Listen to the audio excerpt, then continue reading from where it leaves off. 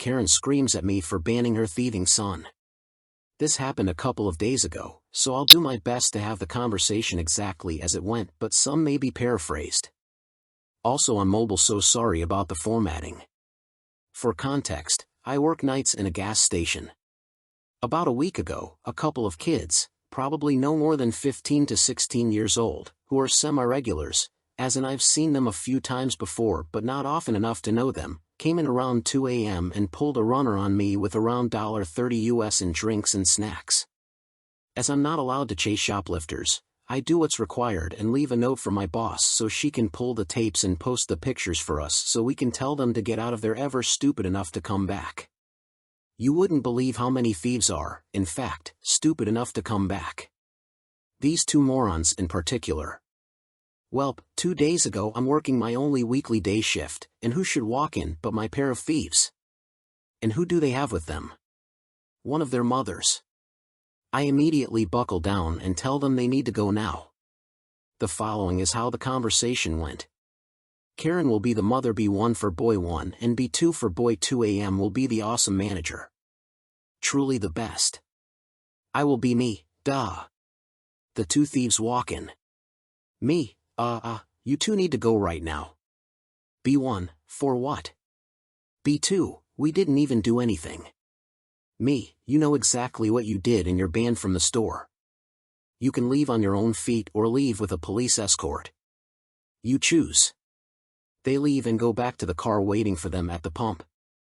From the window I can see them talking to the woman in the driver's seat, gesturing and pointing. She gets out of her car and storms into the store. Karen, why the hell did you tell my son and his friend they can't be here? Me, ma'am, they ran out with nearly $30 in products. We do not allow thievery and they are banned from the store. You are welcome to come and get what they need, but if they're seen on the property the police are going to be called. Karen, no, my son is not a thief. How dare you? Get me a manager. Me, gladly, she doesn't know my manager has less patience for customer crap than I do. Since the store isn't very big, she's already heard this exchange from the office. I bring her out, and she says exactly what I did. Karen, that's a bald-faced lie. My son is a good boy. You're targeting him and his friends for no reason. AM, you're welcome to come back and watch the tape for yourself. Karen says she'll do just that. Karen, and once I have proof you're lying I'll be expecting this little slurs for homosexuals to be fired. AM brings Karen into the office, I accompany them.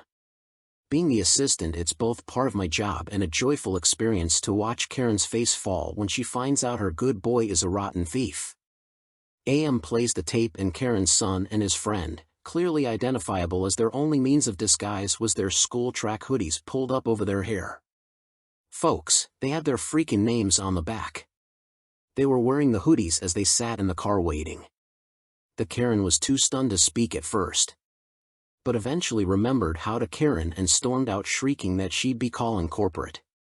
For what? Who knows? But she's calling anyway.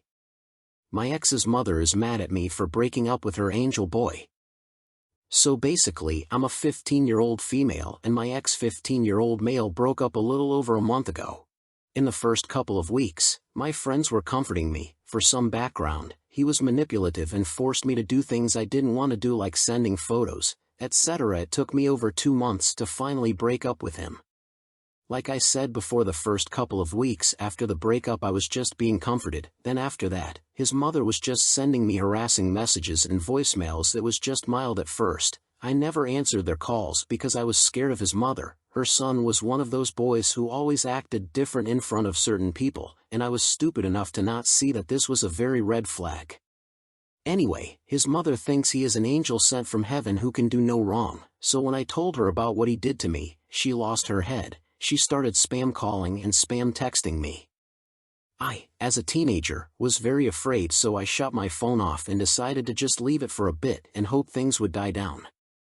The next morning, when I checked my phone I had 100 plus text messages and 35 missed calls. I checked through all of them. The texts were of course typical "how dare you."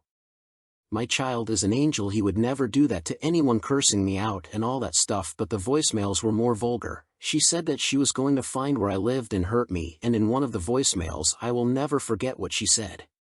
You, young lady, are a very spoiled brat. You are just sad that you can't get my son to send to you, so you're making all of these lies and fibs up so that you can gain some sort of dominance.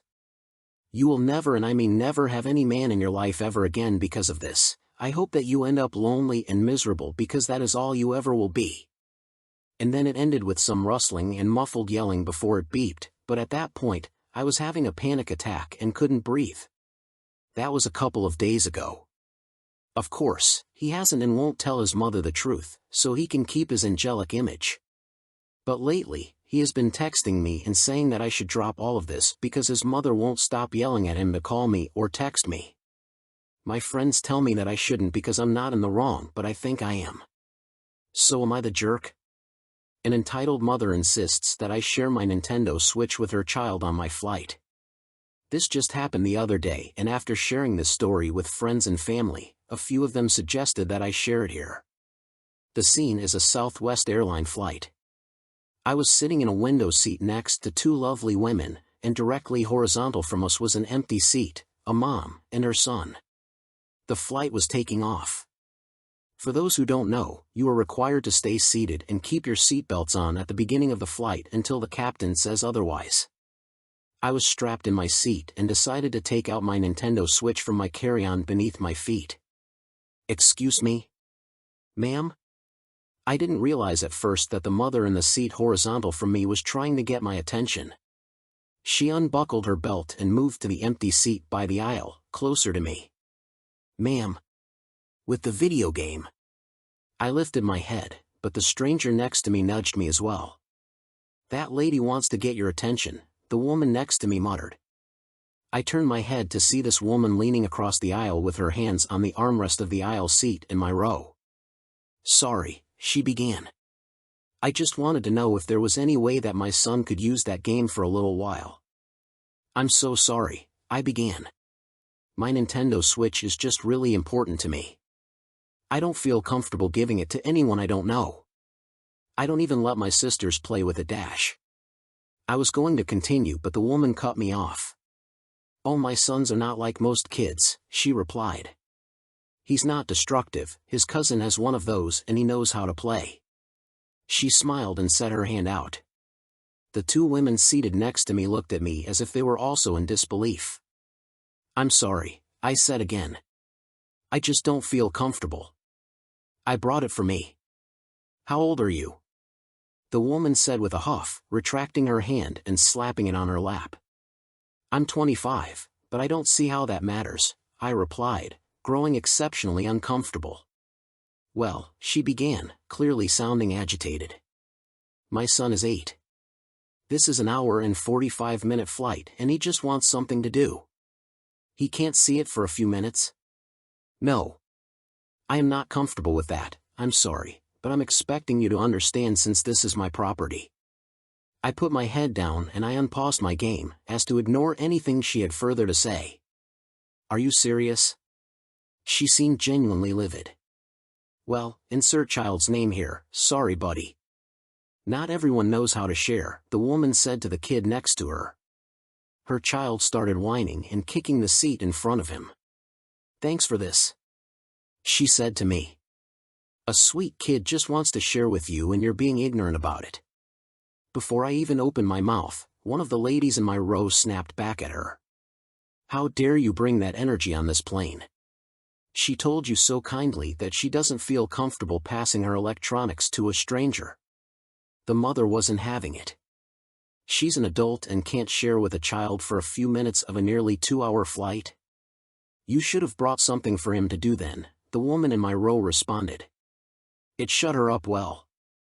At the end of the flight, the woman collected her luggage from the overhead bins and said, I hope you're happy going against God's word, not sharing with a child. Some of the people around us giggled. I'm sure that they all overheard the drama at the beginning of the flight. I've come across some entitled people in my life, but this strange lady took the cake.